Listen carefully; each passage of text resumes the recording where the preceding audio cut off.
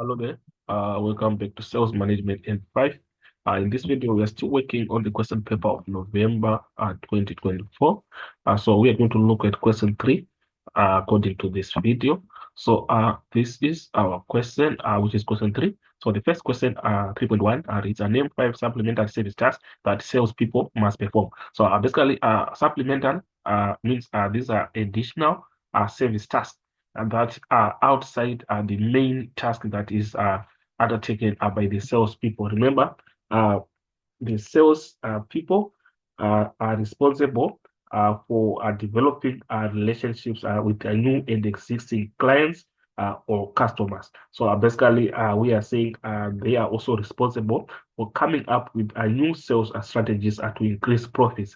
So this is the one of the main tasks that the salespeople undertake. So according to now our supplementary service tasks, which are the additional tasks, we are going to include customer service.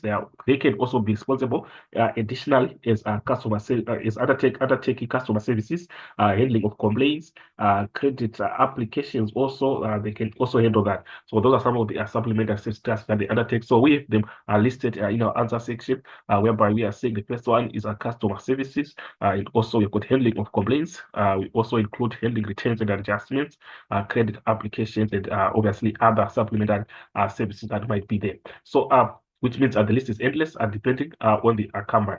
So moving on to the next question, which is now 3.2. 3.2 reads, the general objective of quotas is to control the sales effort. Sales control is tightened by setting quotas on expenses and sales volume. Briefly discuss 4 objectives of using quotas. So the question requires us to come up with 4 objectives, and then we describe and give an explanation on each and every objective. But basically, when we are talking about our sales quotas, remember it is the number of units a salesperson can sell within the specified period. So we're saying a number of units that each individual salesperson can sell within the specified period is a sales quota. So at the end of the day, we see that it is a performance expectation that sellers must achieve during a set time period. So basically, that's what we have on the explanation on sales quota. So what are the objectives? Why do we have those quotas? Is what we want to go through our answer section, whereby we are saying the first objective is to provide quantitative performance standards. So obviously, by achieving these sales quotas, you would have performed within expectations. So basically, it becomes as a performance standard. So the quota becomes the standard. So we are saying quotas provide a means for determining which sales personnel, territories, or branches are performing on average, below average, or above average. So we can use the sales quota as a parameter to measure whether the sales personnel is working within the range of being below average, or is it above average, or is it average? So basically, that's what we have on at this point.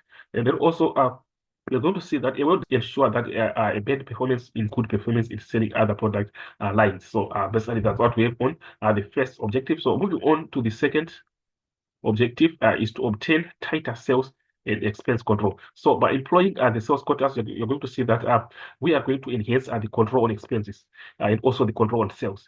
So basically, that's what we have on this objective. So that is a control over expenses and profitability is tightened through quotas. So you're going to see that salespersons must keep their selling expenses as low as 2% of their figure. So that is what we have is the importance of us having our sales quotas, is it is going to strengthen how we are going to control expenses. So it comes as a expense controller. So basically that's what we have on the second objective. So moving on to the next objective is to motivate a desired performance. So by the fact that we have set a parameter in terms of the quota, it means it has to be achieved. So that element brings a motivation in the sales personnel as they work and they know that they have to achieve that parameter. So it becomes a motivation source. So that is what we have on to motivate desired performance, whereby we are saying quotas motivate sales personnel and define the branches of a business, achieve assigned performance levels. So this is what we have. And we see that on this point, salespeople should believe so strongly in the quota's attainability that they will not give up using they will not give up using the excuse that it cannot be reached. So they know it can be reached. So it becomes a motivation source. So this is what we have on that on this objective.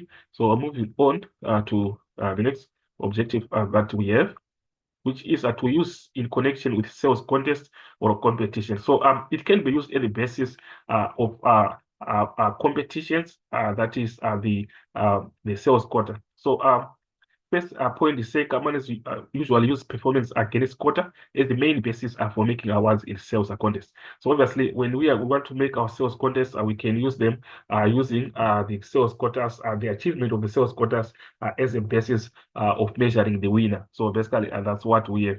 So you would see that on the second from last point, by basing awards on the percentage of quota fulfillment and the desired common denominator feature is built into the contest. So that is what we have on the last objective.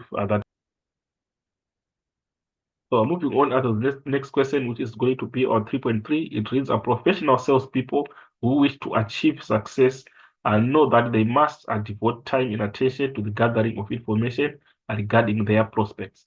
So list any 7 types of personal information that salespeople need to collect for their approach and the sales presentation. So basically, you see that personal information, obviously, the prospects are the potential customers. So, what information can be collected by the sales personnel? Obviously, in terms of personal information, we are talking about their names. We are also talking about their education level, their marital status is part of the personal information. Remember, the personal information is described as information that makes an individual be identified. So we know that a name can identify an individual. We know that even the level of education can also identify an individual, and then also the authority to buy. Authority to buy also is part of personal information. So we have those listed in our answer section, whereby we are saying the prospect's name, surname, and title is going to be the first point that we have on examples of personal information. We've got the age and date of birth, home address and private telephone numbers, educational background, marital status and family details, social contacts, professions and position, interests, hobbies, and recreation. So we have these as examples of personal information. So I'm moving on to the last: no longer buy from a specific supplier. Name at least 5 such reasons. So obviously, when customers are not buying from a specific supplier, it means there are problems that are there that are leading to the customer declining to buy. So those are the reasons that we want to come up with why the customer can not buy. Obviously, maybe we can talk about the nature of the product. They are turning away the nature of the product. Maybe it's substandard, it's outdated. Typically, when we have that such a scenario, we are going to see that customers will stop buying from a specific supplier. So, going to other section, we have those listed where we're saying the product, for example, is outdated, and then packaging might be an inconvenience. It can be possible also the result of misunderstanding. If there is a misunderstanding that is there between the customer and the seller, obviously, we are going to have a situation whereby the customer is going to turn away. So we also have competitors lower prices. Well, there are also competitors that are offering the same product, but they are charging lower prices. Maybe same quality, but lower prices. So obviously, customers are going to opt for other options. So that's the scenario that we are going to have. And then invoicing errors also can be a problem. Poor salesmanship in terms of approaching or handling objections by sales staff. So these are the reasons that we have, and this marks the end of our question 3. And thank you for listening, and hopefully the video was helpful. Please let's not forget to subscribe and share to our channel, and let's share the link to our colleagues who are doing our sales management F5.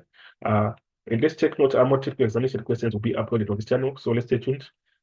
We'll meet again in the next video.